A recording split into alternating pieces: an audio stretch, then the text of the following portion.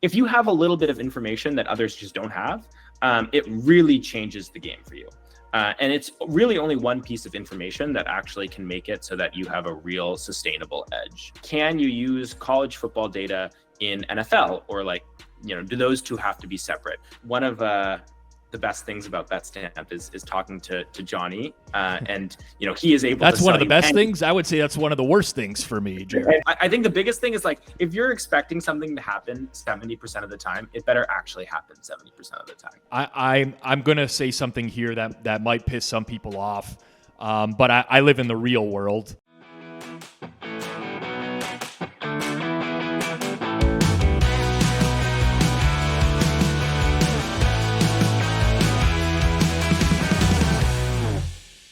Welcome to Circles Off, presented by Kalshi. I'm Rob Pizzola, and I know a lot of you for the last little while have been saying, Rob, where's the interviews? Are they coming back? And I promised they would be back, and they are. And the first one coming out of this break, this little hiatus, someone that I met at Bet Bash in Las Vegas a few weeks back. Met a lot of people there who will be featured on this channel over the course of the next 6 months or so. But his name is Jared Strober. He's an entrepreneur based in New York. He's the founder of Power Play Sports, which is a quantitative sports betting company that's operating in the U.S. and European markets right now. He previously led a sports trading desk at a company called Vatic Labs, where he developed the firm's market-making operation there. He began his career in finance at Jump Trading, went to Tulane University, got a bachelor's degree there. I think a pretty interesting story overall, and something that we haven't really touched on here on Circles Off, which is market making into these prediction markets. Now, before we get into it, I do want to remind you, Kalshi is our sponsor, and people are raving about it. I mean, if you haven't checked it out yet, you should. We'll put the QR code up on screen. If you do want to scan that to sign up, do so. Lots of sports options available during the season as well, and of course, all sorts of stuff, political, movie reviews, things of that nature. But the liquidity is now through the roof, especially with the Robinhood integration into the product as well. So make sure you check out our sponsors at Kalshi. But let's do it. Let's get into this interview. Here we go. Jared, welcome to Circles Off. Great to have you. Great to be talking to you today. Yeah, great to be here. Super excited about it. All right. So I like to start every single one of these with a brief background on yourself. You're a pretty young guy, but you've accomplished a lot in the space. You started in the trading landscape and now have moved over into sports betting / market making. Give everyone a brief background on yourself, what you went to school for, and then how you eventually graduated into where you're at now. Definitely. So I got into trading 7 years ago. I became fascinated with single equity options, which is, not something that every 19-year-old gets fascinated about, but I stumbled on them because it was kind of a nice time when all my friends were getting into Robinhood and seeing Twitter and everyone posting on Twitter about options to go and buy. So I ended up finding an options arbitrage at 19, and I essentially built this options trading firm. We were doing about 7 figures in revenue, and I had 8 people, and it was super fun. I just got hooked on the trading drug, I guess. And, it was in this 3 years where I discovered that I, kind of want to spend the rest of my life trading, whether it was options or stocks or commodities or sports. And so I ended up going to a firm called Jump Trading, and I was seeing kind of at an institutional level how commodities and equities were being traded. But it turned out that, a lot of these big markets were solved. It's really, really challenging as a small player to do well there. And so I was kind of looking for the next big thing, whether that was like crypto or sports or prediction markets. To me, they were all interesting. So I ended up meeting somebody named Jacob Fortinsky, who's a mentor and a friend of mine who runs Novig. And he essentially was like, hey, you should, look into sports betting. And I had never watched sports or really participated in these sports betting markets prior, but I was hooked. I knew that I wanted to spend the next 10, 15 years of my life doing this. So ended up setting up a market making and sports betting firm here in New York City. And I, participated in these markets for about 6 months before I joined a hedge fund to go and bring on kind of their prediction market and sports betting team. So ran that for about a year and just left in June to start my own sports betting team here in New York City, which I'm super excited about. Yeah, it's interesting. We got a chance to talk a bit at Bet Bash, not as much as I would have hoped, but talking to you about it here.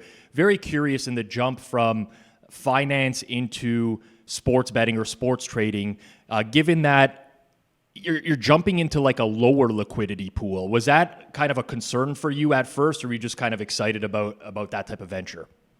Yeah, it was certainly a concern. I got banned from sports books quite quickly. I think a lot of people know intuitively not to submit orders with 13 cents or 15 cents. But my orders kind of stood out to the traders at MGM and DraftKings, making it very easy for them to ban me quickly, which was certainly an unfortunate thing for me. But, not only is it low liquidity, but there's also not a lot of data. So, what I'm coming from is there are billions, if not, tens of billions of data points that I can go and look at and kind of create trading strategies about. But, with sports, it's much harder to build these models for, NFL when there's really only 18 games this season, which makes all of the questions in sports way more interesting than they otherwise could be. Because in traditional finance, you can run all these really complicated statistical models, and in sports, that might not be the case. So not only is there less liquidity, there's also less data, and the relationships matter a lot more, which is something that I, love, because to get, outs or places to bet, you need to actually go be friends and talk to people who, have access to liquidity. Right. I want to dig into the data problem a little bit later on as well. But in prepping for this interview, I asked around about you, as I do with pretty much any interview. We have a mutual friend in Julian Packer, who's CTO of BetStamp as well. And I messaged you as well. And you told me, and quote unquote, that you are a quant treating sports like a giant asset class. In simple terms, what does that mean on a day-to-day level? Yeah. So, for me, a lot of people come into the sports betting world from poker or AP stuff and grew up in the gambling mindset. And I grew up more in the math and computer science space than I did in the gambling space. I'm an okay poker player. I'm, nothing great. I did a little bit of studying on GTO Wizard, but, for the most part, I, came from finance. And to me, what that means is I'm trying to make pretty good decisions, but not the best decision on what to bet on. And what I mean by that is when you come from traditional finance, you can make the best possible decision with all of the data in the world. Right. I can run these crazy models, which are going to be able to solve a really great problem for me. But in sports, honing in on this data point, which is really, really important, can answer a lot of these questions, but it doesn't paint the whole picture. Somebody might be injured and somebody might have more information than you, but it makes it a really interesting problem because at the end of the day, you're making, the best decision you can with the data that you have. Yeah, so I do want to talk about some of those differences as well as we move on here, but I also want to talk about the similarities. For you, what feels the same between hedge fund style quant work and sports trading? Yeah. Well, I think, the coding and the actual order book format, as we, go to prediction markets, and kind of the most exciting piece about sports betting to me right now is that there are order books that I can go and look at, which look really, really similar to what I'm used to. Right. For me, coming from traditional finance, I'm looking at a bid and I'm looking at an ask, and, they're quoted in cents or dollars, but now they're quoted in American odds or decimal odds. So those are the real differences, but the basics are the same, and that is super, super exciting. So the day-to-day looks pretty similar to what it did when I was doing options or equities or commodities, which is what does having $100 on one side and $200 on the other side actually mean? Right. How is the order book going to transform when people add more liquidity or take away liquidity? And what do each of the orders individually tell you about the direction of the price?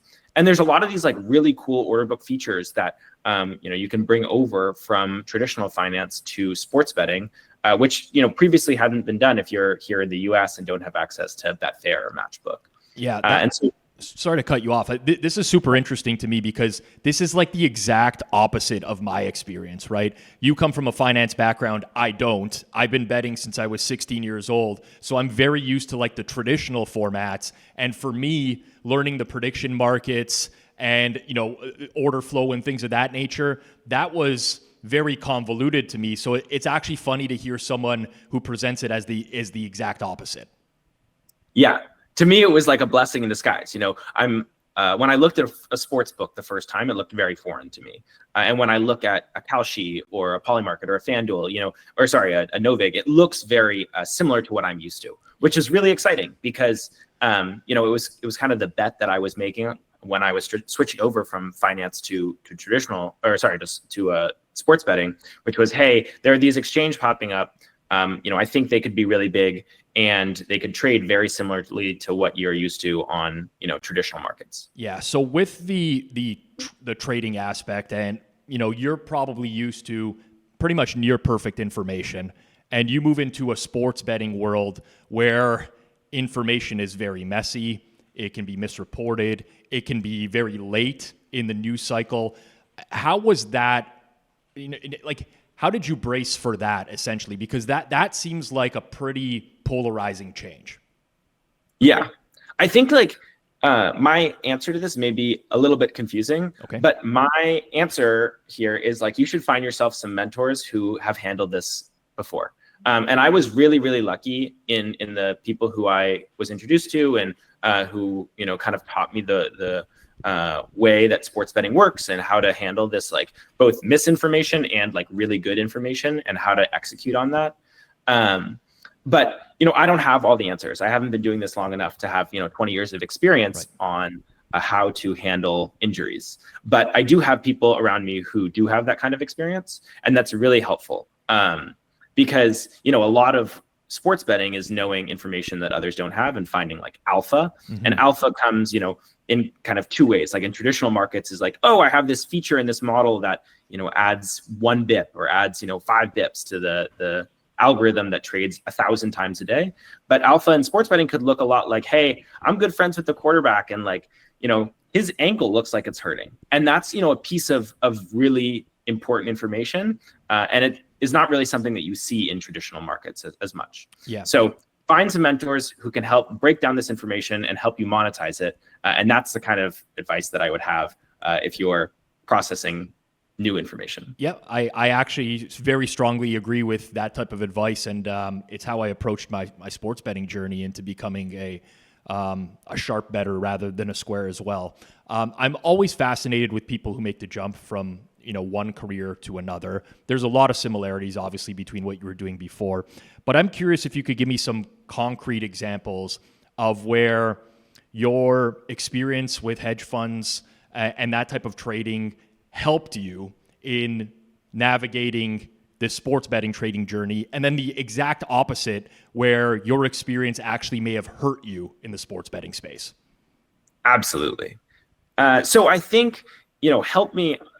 There's a few really good examples. The first was when I got into options, my strategies were I looked at social media algorithmically, and I used some natural language processing to analyze what people were talking about, and then I would go trade single equity options on the CBOE.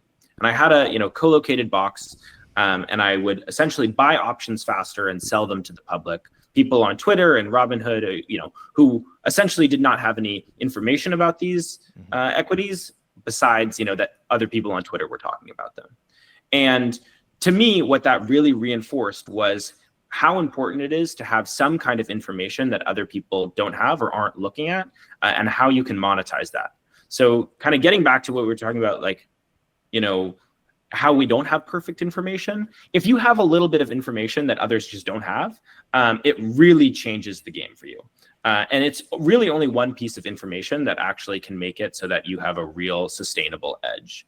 And that edge, in markets, in traditional financial markets, lasted for 3 years. And you can find similar things in sports betting that might have, less of a long lifespan. Mm-hmm. But it's really interesting to see kind of how the same ideas of, hey, let's go find this information, whether it's statistical information or injury information or, more systemic, game-wide information that's not being priced in, and actually trading on that.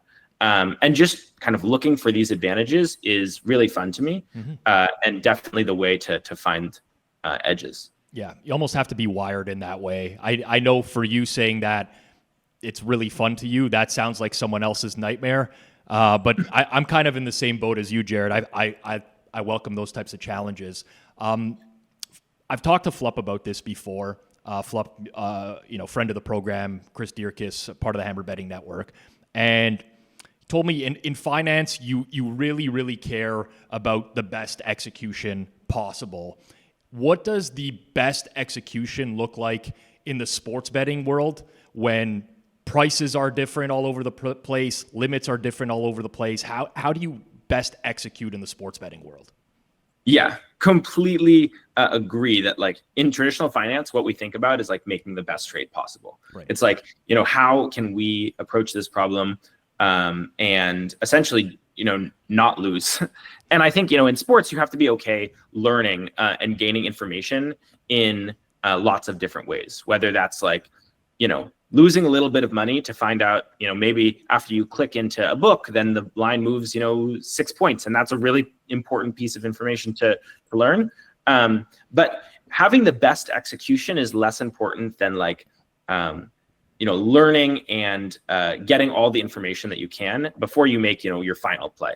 So if you click around a little bit in the market and you see how the market reacts and kind of what books do, I would say that's a more appropriate approach than, really honing in on like the one price and making sure that like you're just going to hammer this one price. Yeah. Got it.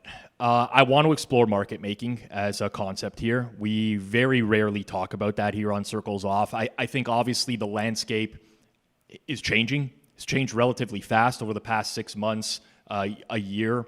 But there's going to be a lot of people who are tuning in here that don't know what a market maker is or how market making works. So in plain English, can you describe what a sports market maker is and how that differs from someone who's just like a traditional sports bettor? Yeah. So market making is definitely a weird concept. When you think about like what market making is, it's somebody who wants to make it so that a counterparty or like a normal person can buy both sides. So, let's just say, Bears Vikings tonight. You need one person to take the Bears and one person to take the Vikings, and you're going to facilitate that transaction by giving them, both odds for those prices or both odds for those sides. So I don't know odds off the top of my head, but let's just use -110 for the simplest answer. Yep. So a market maker is going to quote -110 Bears, -110 Vikings, and allow both, a Bears fan and a Vikings fan to buy their, respective sides. So it's making a market like, in this case, the market is money line Vikings Bears, and market making is just the process of actually, creating that market. For sports, it's not just money line; it's also spreads and totals and props and a ton of other things. And you have to kind of spread these out over, or spread your liquidity, your bankroll out over all of these bets to allow anybody who wants to come and trade against you, do that. At any time of day, really, or at some uptime. So market making is allowing customers to come to an exchange and facilitate a trade. All right, now how deep are you into it now in terms of the breadth of options that you mentioned there, right? You have money lines, sides, totals, props. Are you navigating all of that at this point? Are you primarily focused on certain things? Does it depend on the sport? I'm just curious how deep into the weeds you are right now. So I am deep into the weeds. Okay. We do almost everything. And it makes for a very interesting problem. I think that, what I'm used to is the sides and totals and the main lines. But we are working to cover all markets, not just, sides and totals. Interesting. Are you setting your own prices on everything, or are you accepting prices from others as well? So I assume, I think, for exchanges, it's a little tough, right? Because oftentimes I'm not the first one to the punch. When a new market's posted, other people might post before me. So then am I looking at what they're doing? Yeah, like certainly. Anyone who's a market maker should be looking at what other people in the market are doing. It's a little hard to just go at it yourself. Right. But I am certainly looking at what every other book is doing and whatever other exchange is doing, and what are the other market makers, in the current order book are doing as well. I'm fine with you giving me like ballpark ranges for the next thing if you're comfortable doing that. But when you post a price in a market, how tight do you try to get with that price? And how often do you actually get filled at the prices that you're posting? Yeah, I think it's a good question. So, it depends. Like for player props, it's very different than how tight you can get on sides. Right. For sides, like they're pretty efficient. What sports, has done that's really cool is that like even though there's a fractured market, you can kind of before post understand what the prices should look like. Whereas, for player props, there's, less of a full conjoined market, which makes it more interesting. And also means that you have to be a little bit wider because the information is not totally solved at that point. Right. So, for sides, you can get filled really quickly and, it's never a problem at pretty much, all the prices that you want to get filled at. For props, it's a little bit more difficult. Now, how much does this process vary depending on the sport and in particular the timing of the event? So I have to imagine that there are significant differences in market making, let's say NFL half an hour before post versus a tennis match that's maybe 5 days out, right? How drastically different are those processes? Quite different. And, they actually have a lot of similarities to traditional markets and options specifically. So when you look at an option, there's what's called Greeks, which are kind of the input factors which make up the price of the option. So there's like delta and gamma and theta and all these other mathematical terms which help us price a traditional option. And a lot of the same, ways of thinking can be applied to sports betting, which are, what should your liquidity look like 5 minutes before the game? What should it look like 50 minutes before the game? What should it look like 5 days before the game? And you can kind of factor in both the pricing and the liquidity based on these kind of Greeks or mathematical terms. And so what we do is we take a lot of these traditional market ideas and apply them to quoting in sports betting markets. Right. Yes, interesting. I had to process that for a bit, but that makes some sense. On the data side, which we talked about right off the top, and you brought it up yourself, in finance, your data is extremely clean that you're working with. In sports betting, I can say this from experience, it is very messy. There's lots of headaches, there's inconsistencies, there's really a lot of work that goes into that. What are some of the biggest headaches that you face nowadays in terms of the quality of data in sports? Yeah. So the first thing that I got, very frustrated in sports was symbology. So what does symbology mean? It's like in traditional markets, it's symbols, and people way smarter than myself have spent years figuring out what symbols should look like for equities and options. And so for equities, there's like a real structure. It's really easy to parse. You can like look at the numbers and the letters and understand that this is a Tesla, option expiring next week for, $300 or whatever.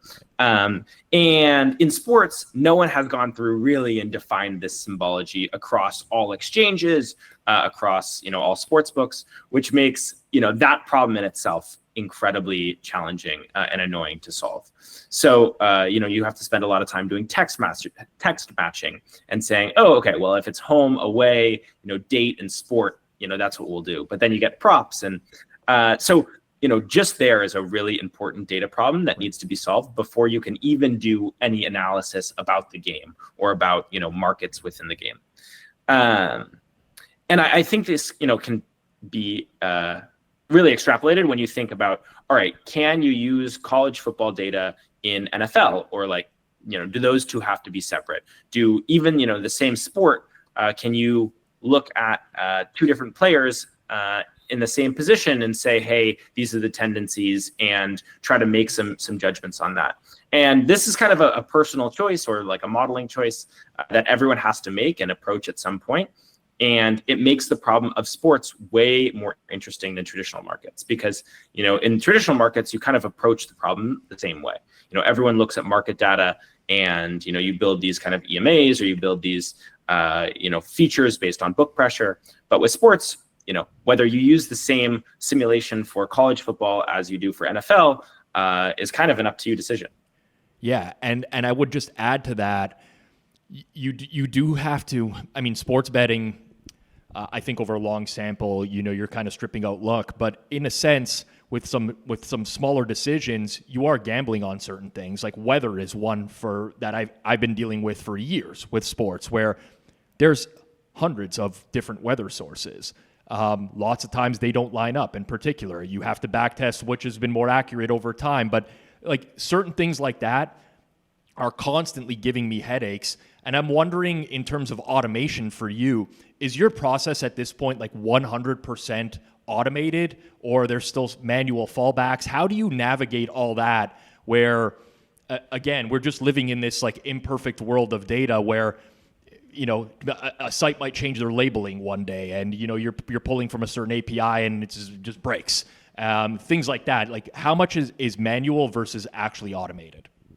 Yeah. Well, I think, one day I would love to live in a perfectly automated world where I can watch, all my AI agents do the work for me and, text in I spend a lot of time in Signal and Telegram, but maybe I could have an agent, text in Signal and Telegram for me. I think some people would be less happy with that than others, but right now, a lot of the process is unfortunately still manual. And, we try to automate things where we can. And I think that, the hedge fund and finance world as a whole is kind of going as automated as possible if it's not already there. But for me, I want to bring that to sports. So, for Power Play Sports, we are trying to automate everything, whether that's, submitting orders to exchanges or, spending as little time in Signal chats as possible.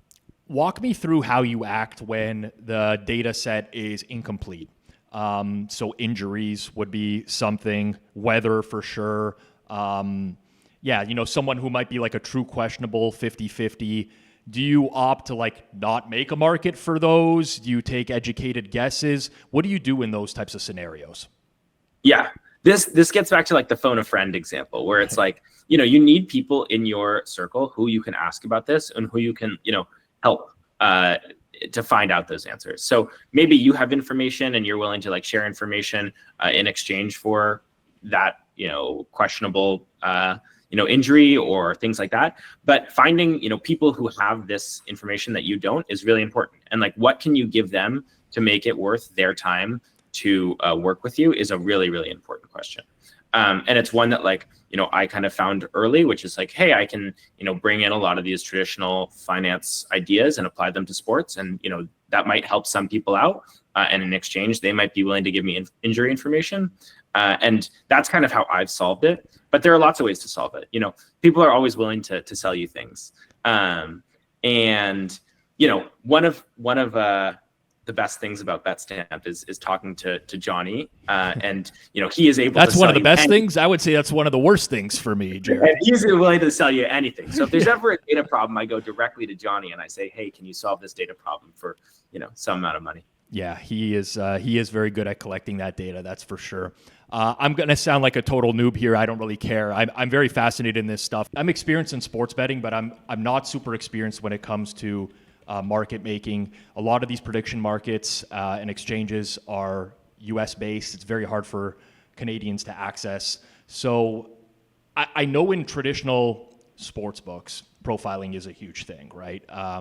Every single piece of data or every single bet is a piece of data that a sportsbook trader can use to profile someone's account. So X might be good in college football, winning better over a long period of time, but they might stink at everything else.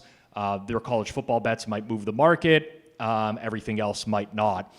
In your area of expertise, Jared, in terms of market making here, how much of what you do is shaped by what other people are betting into market? Are you privy to every single order on an exchange or things like that actually make you adjust your opinion on a game?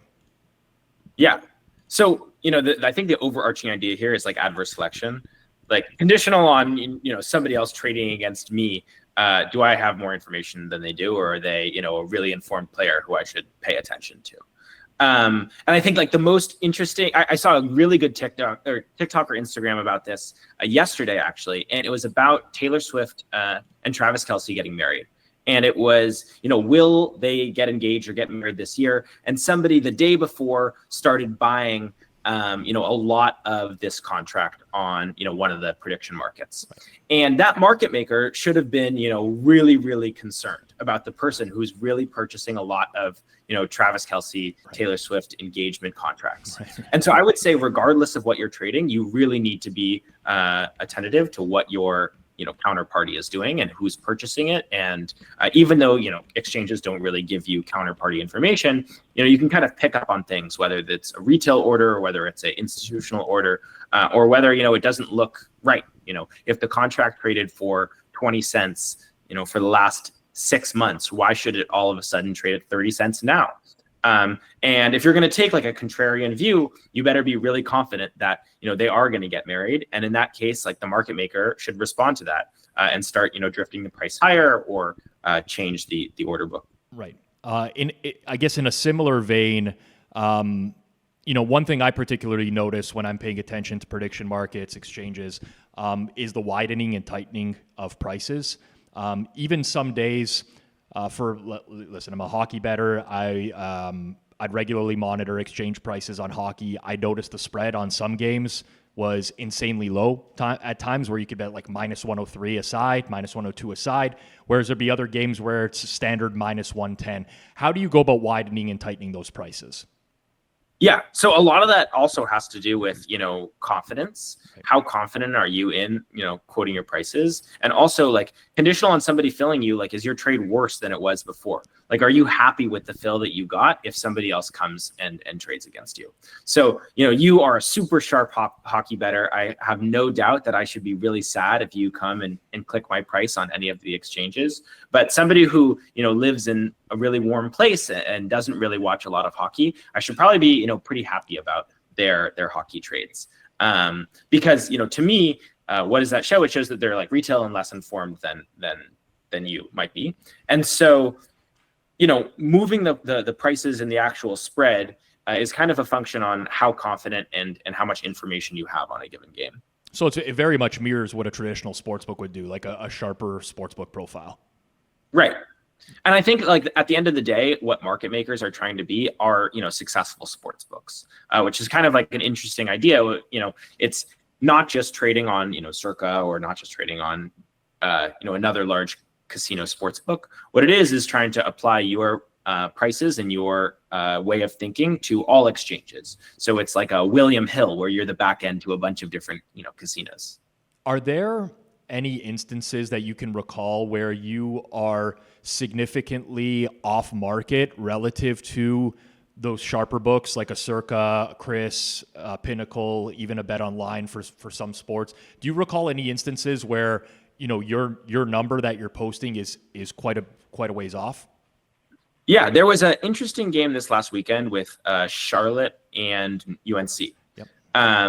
We had a Charlotte number, a UNC number that was just far off from, what other people were, were quoting. And we ended up being right.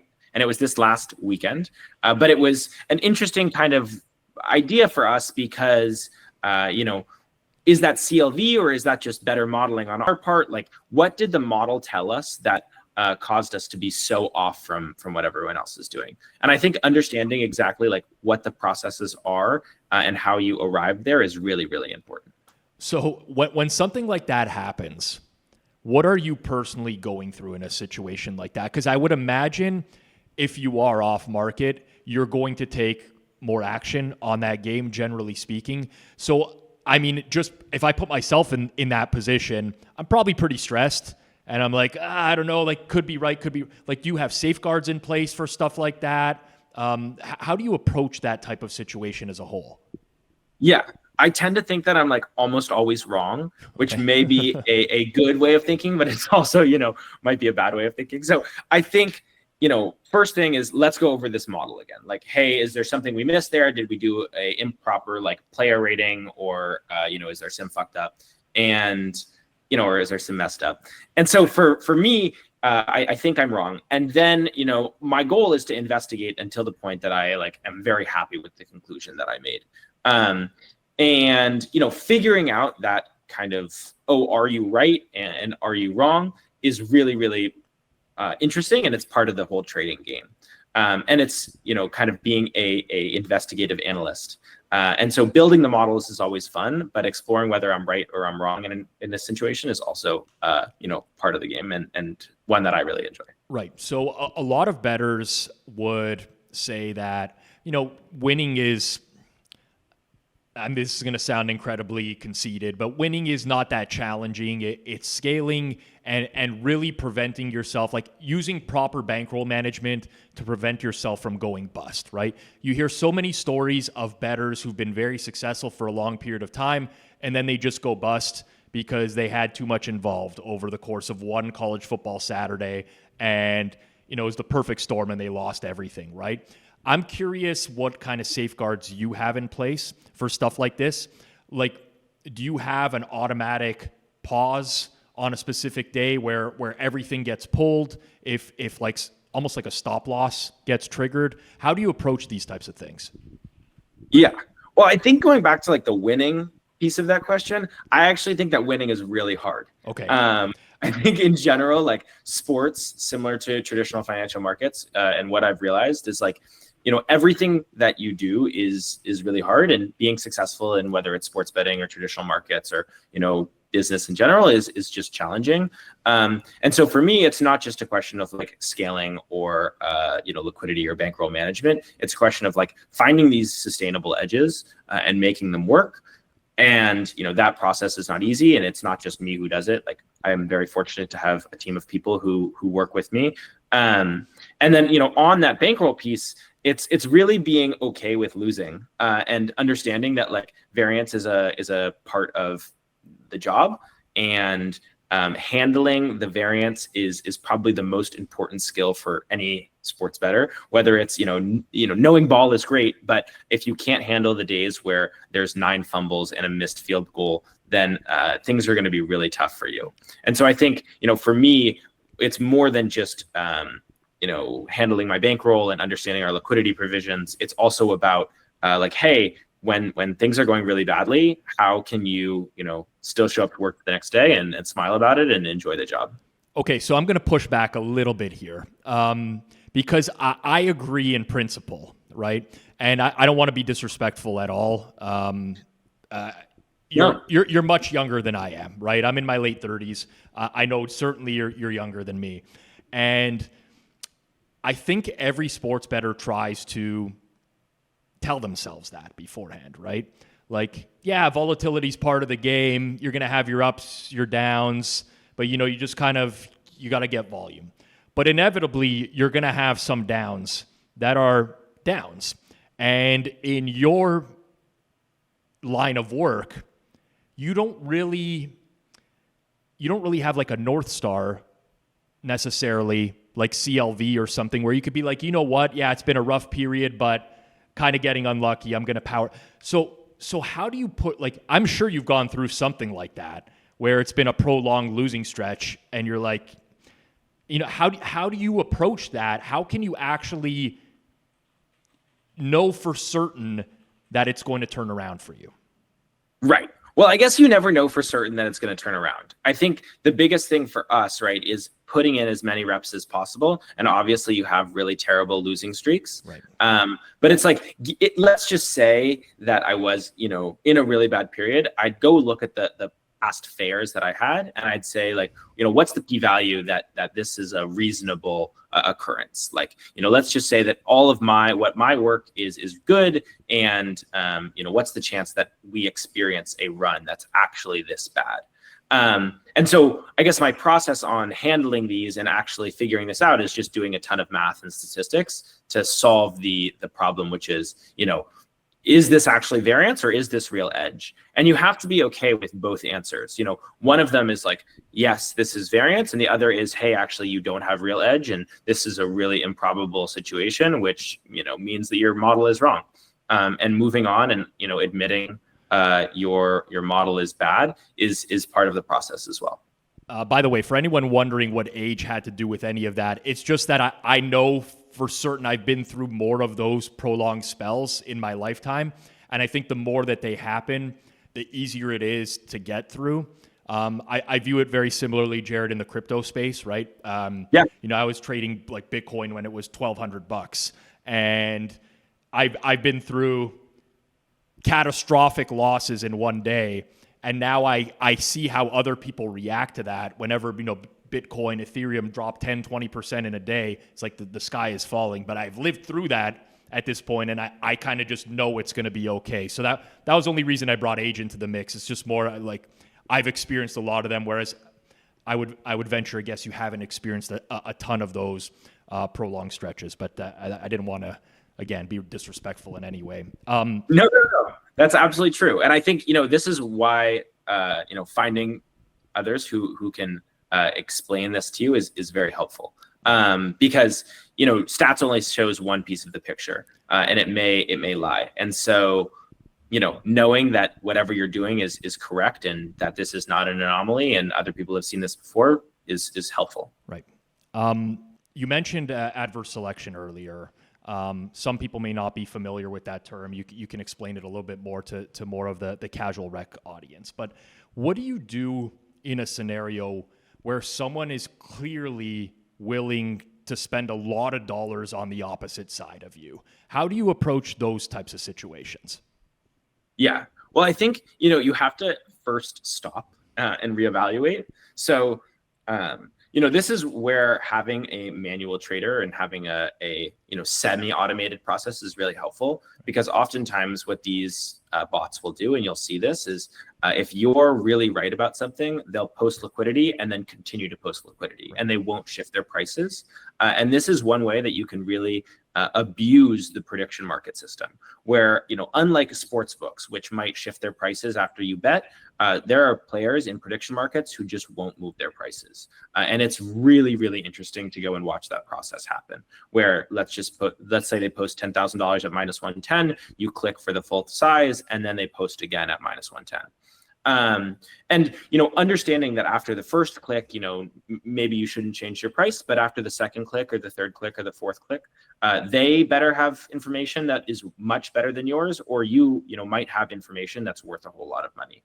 And there are times when I've seen this happen and we've been on the right side of these trades.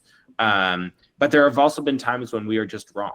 And, it's really unfortunate, but you have to know if you are being adversely selected because they, are requoting because they have more information, or that you are, adversely selecting them.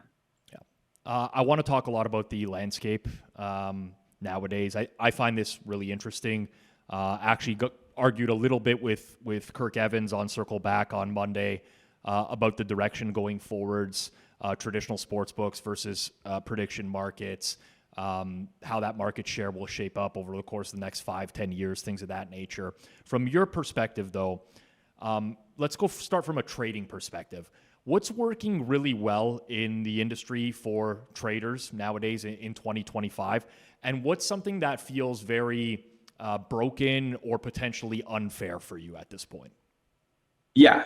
Well, APIs are really great for traders, or specifically like a garage market maker, or even a garage trader. Like, you should be able to go use Claude Code and make a pretty decent bot that runs on Kalshi or, another one of these prediction markets, which probably, is going to change the game in ways that we don't even know. And so what I think is working really well is like the algorithmic access and the use of these AI tools to trade sports.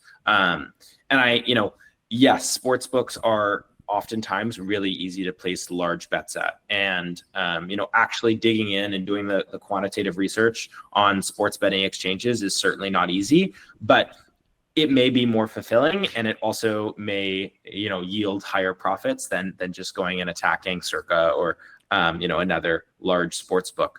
I think, spending your time in signal chats is really great. And like, that's how I've seen a lot of really successful sports traders find their liquidity, but I certainly don't think that's the only way. And I think that there's a lot of really great traders out there who really have never spent time in signal chats and exclusively are taking the exchange route.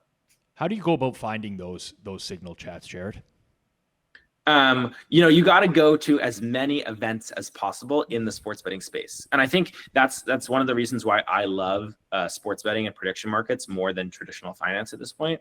Oftentimes, like, you won't find that many people interested in talking about like 30 delta options, but you find a lot of people interested in talking about tonight's NFL game. Yep. And oftentimes those people have outs and can help you find liquidity that is really important to being successful in sports. Prediction markets, like our sponsor Kalshi and exchanges, they're kind of having a moment right now. You've seen a lot of talk. I mean, it's more and more of the norm every single day. How do you think that's going to evolve in the next, let's say, 12 to 24 months, 1 to 2 years? Do you think it's full steam ahead where prediction markets will really, really close the gap with traditional sports books? Or do you think that this is something where, we might see it peak pretty soon? Curious what your thoughts are on that landscape. I think they're here to stay. I'm obviously not a lawyer, and so, I am not the best person to talk to about the political landscape of things, but I've seen a lot of really great things happen in prediction markets that I'm just incredibly excited about. Especially over the next 12 to 24 months. So I certainly think they're here to stay for the time being. And, if they leave, that's just another constraint that I have to work in. Mm-hmm. But it doesn't mean that sports betting as a whole or even exchange-based trading is going to go away. There's a lot of great exchanges abroad that people have been really, really successful on. And, having access here to those exchanges would be unbelievable and fantastic. But for the time being, I think exchanges are where it's at. How might a prediction market sit next to a traditional sports book on, let's say, an NFL Sunday in a year's time, right? I think a lot of the big argument is that traditional sports books are always going to have a certain advantage with the bet types that they can offer relative to a prediction market. I've heard people say that, prediction markets are just never going to adopt the recreational/casual audience. It's just a bunch of sharps that are going to be betting against each other. Do you agree with those assessments, or do you think that at some point you could get more recs betting into a traditional prediction market? Yeah, I hope that what we arrive at is more recs betting into exchanges. Yeah. And I think that we will see that. I think there's a lot of people on Robinhood who, don't know a lot about options that are definitely betting into options in crypto. And I don't see a reason why, exchanges couldn't take that same form, which I'm, incredibly excited about. Because I don't think that sports books are necessarily like the end all be all for recreational traders. You can get better pricing, and unfortunately there might be fees, but it doesn't mean that, the experience needs to be any worse. One of the biggest changes for sportsbooks over, let's say, the last 5 years, obviously the emergence of the same game parlay has been big, but also the increase in live betting handle, just exponential. I would say even the last 10 years, where lots of sportsbooks are now quoting more handle live than pregame. What does the depth of live betting look like right now in prediction markets and exchanges? And are you dabbling in market making in live markets right now? Yeah, there has been so much on Twitter recently about, live betting on prediction markets, especially on Kalshi, which is really exciting. I would love, so there's something called a speed bump in European exchanges. Okay. And they haven't really appeared here in US exchanges. It's essentially like, live delays on these betting platforms. And I think, it's something we might see here. But if not, the live landscape is just insane in terms of liquidity and inefficiencies. And I think there's going to be huge growth there on both the market making front and the betting front. So I actually see that exchanges could be the place for retail traders to go to bet on this stuff live. Yeah, I'm going to say something here that might piss some people off. But I live in the real world where stuff like courtsiding does exist nowadays. For those that don't know, it's people that are at the games on a call, whatever. They're figuring out a way to bet before the sports book is able to pull the number or move the number. They're basically taking advantage of information that hasn't been processed yet. Is that a legitimate fear for you when you are market making live on an exchange or prediction market? Of course, and that's what speed bumps really try to combat. Right. But I think at the end of the day, the job of a market maker, and the same as this is in a traditional financial institution, is like to keep their prices up and to make sure that the market is efficient. And so if you post a price, it might be unfortunate if you're not pulling them in time, but it's kind of their fault for not making sure that the prices are correct. So I hope that court siding is here to stay for the retail traders and for sharp bettors, because it's a great experience, sitting at a Mets game and clicking on Kalshi. And I certainly encourage everyone to go and try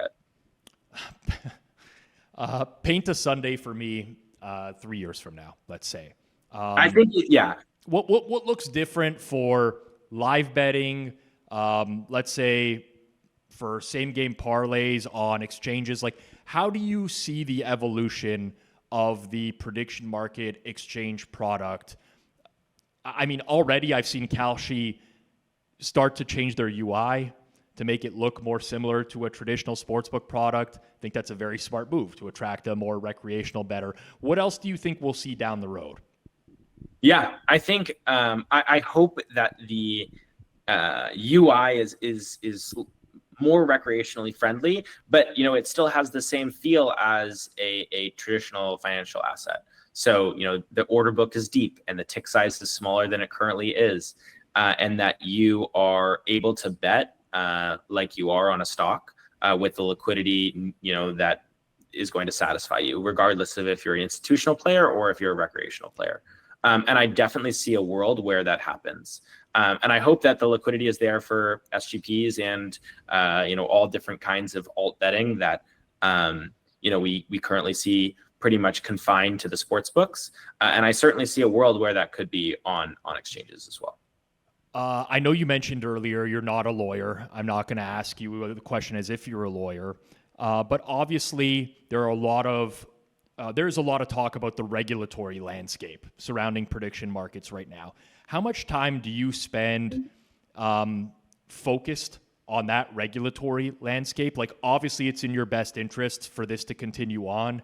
Do you consider lobbying, putting any sort of money into campaigns to keep this going?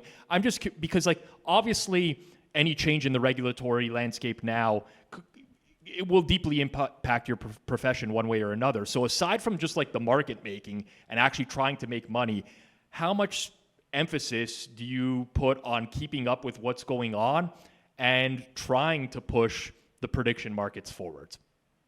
I do not do anything aside from tout that we should stick with American odds as a proud patriot that believes in I actually believe they're called North American odds. I could be wrong, Jared, but we do use them in Canada, even though that's not true. Some people do use decimal, but yeah, you can get the decimal odds out of my face, that's for sure. I'm big on this. Right, you get the decimal odds out of my face, and also the probabilities, they have to go as well. So North American odds, I hope they're here to stay. And I hope that, I haven't figured out how to use them quite right on prediction markets, but, that's certainly something that I hope to see in the next 12 months, maybe a sooner change than that. Yeah, we've also seen these prediction markets, obviously Kalshi, other prediction markets are doing integrations with traditional brokerages, Robinhood obviously being the big one right now. Have you noticed an influx in retail flow from these types of things? And do you encourage more of that going forwards? I encourage everyone to be buying event contracts, whether that is sports or, other kinds of bets. I think that event contracts are really, really cool. And I'm not, an expert in the political betting space or, even, in sports, but I do think that event contracts are really, really cool and something that everyone should spend some time looking into. Yeah, I probably should spend some more time looking into event contracts myself. Not going to lie to you. I've learned something from you here today, Jared. On an advice front, I do, whenever we get someone on here who's doing this as a profession, I do like to give back to the community in the form of advice. Let's start with a more casual bettor who's potentially watching this. What's one thing that a casual bettor should stop doing today? And what's one thing that they should start doing today? Yeah, I think both my start and stop suggestion is on the before you place a trade, just like take a second and consider a hypothesis. Like I would assume, or I would hope, that most of the retail bettors are not trying to lose money. Right. And so, for me, what does that actually look like? If I was going to bet on something, I would say, hey, I think that X, Y, and Z is going to happen. Here are the reasons why I think it's going to happen, and then place the trade, instead of just like seeing a team A score, score a point, and then place a bet on team A. Because, oftentimes you'll see that the favorites are ahead, or the underdogs are ahead, and then the favorites will come back. And did you just place that trade because the underdog switched to, the favorite switched to minus odds, or did you actually have a thesis and a hypothesis on that trade? And I think that's like a really simple thing that a lot of people do for stocks, and it's not carried over to sports yet. Yes. I really agree with that advice, and I like it. The only caution I would give is to make sure that the thesis is rooted in like real analysis and reality, not, my three buddies like the other side of this game. So I'm going to, I think some people can get carried away with focusing on things that maybe just don't matter. Right. Well, if your three buddies like the game, maybe you should just think if they're a smart group of people, or if that's the group that you don't trust. And then I'm even okay with that hypothesis for the time being. I don't want to promote illegal bookmaking or anything like that, but if I had three buddies who liked the game and I was looking to fade them, I might try to just get them a better price so that I can also get a better price. That just might be a scenario, in the theoretical, hypothetical world that I might go with.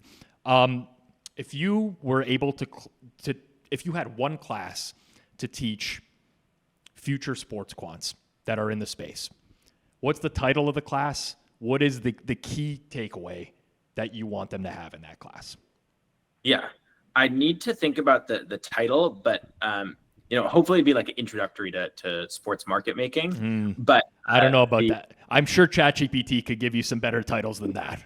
We could do some better titles. I think the biggest thing is, like, if you're expecting something to happen 70% of the time, it better actually happen 70% of the time. Right. And that's a take that like most people kind of ignore, I think. But making sure that like whatever statistical beliefs that you have, if you're going to model something, they better actually occur that frequently. Otherwise, your model is not calibrated, and what you're doing is kind of garbage in some sense. Because at the end of the day, like, if you're going to make a prediction and it's not coming true, your model is going to lose.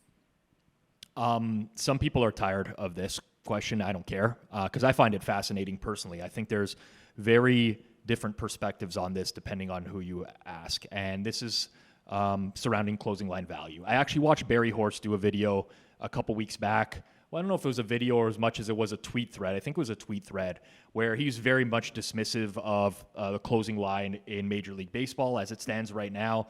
And he's winning when he is not getting good closing line value. You talk to other people in the space, and that's the be all and end all. There's just one metric. They're aiming for it. It's, did I beat the close, and can I just do that over a large volume of bets? Where do you stand on the closing line value debate? I think it's a super interesting way to like mark your trades to market. Mm-hmm. I don't think it's the end all be all. Week one, we had really good numbers, and I think we did okay. And week two, we had very mid numbers, and we did much better. And that's for college football. And I think that, for me, one day I will spend the time and I will find a definitive answer for myself, which essentially, decides if CLV is important for our strategies or not. It's not something that I've done yet, but it is a really interesting question. All right, we like to end with something pretty fun. I'm going to go back to this because I really like this segment, and we were doing it last time that I was doing the interviews about 6 months ago. But could be anything here. Could be a product, could be life advice, whatever you want. It's open to interpretation, the question, but I want you to give me two things. One thing that you think is plus EV in life, and one thing that you think is minus EV in life. Plus EV in life is, continue to do either sports betting or whatever you're going to bet on, if you enjoy it. And the minute you don't enjoy it, just take a break. Because I think I've seen a lot of people who kind of grudge through things and are not enjoying whether it's sports betting or traditional finance. And even though they have alpha or like are on the cusp of finding things, they kind of give up or are not motivated to continue. Whereas if you just take a break, I think that you'll find a lot of success. Minus EV? Minus EV is make sure that, like, regardless of the variance swings, you find strategies, or you find strategies that are going to keep you through them, because you're going to have a lot of really bad variance swings. So not having those strategies, I think, is really minus EV. All right. And when you, like, specifically what for you, what's a strategy that you would use to get you through something like that? I work out a whole lot more when I'm losing than when I'm winning. Yep. And for me, I'll share for myself, but I use music as an outlet for me, whether that's just putting on a pair of noise canceling headphones and sitting in the dark and listening to music, or actually just playing the guitar or something like that. But I find that as a good outlet to, like, just come back down to earth a little bit. And I find that to be really valuable. Jared, it was great chatting with you today. For those who are, just hearing you for the first time, is there a Twitter account, an X account you want to share? Where could people get more of Jared Strober? My Twitter, J Strobes, or I have an Instagram, Jared Bets on Sports, which is just me posting funny content. Yes. You know what? Let me ask you really quickly about that, because there's always mixed reviews. I've done some TikToks and Instagrams before. I get like the snarky, oh, here we go, like leaning into the viral content or whatever. Honestly, I don't even really think about it. I just like to have fun every now and then, and I might as well turn on a camera. What was the motivation for you with Jared Bets on Sports? Yeah, it turns out that it's really fun to just like post a daily video, or I really enjoy it, at least. And so, I use TikTok a lot, and I've never made TikToks before. And so one day this summer, I decided to get a camera and start making videos. And, I do it. I try to do it once a day. I'm not always the best at it, but I highly recommend for those who are not making content right now to go and try to create some short form content. Yeah, I think for me, it's very different. I run a sports betting media company. So, like, obviously I'm going to produce content as much as I can. It enhances the value of the business. I think whenever somebody else in the space does it, it's just like generally met with this negativity from the community. It's like, oh, like, what's happening now? What are they gearing up for? Are they gonna sell picks and doing this and that? And listen, there's been people who definitely have gone down that avenue. I don't want to say it doesn't happen, but I think lumping everyone into that, it can kind of be unfair.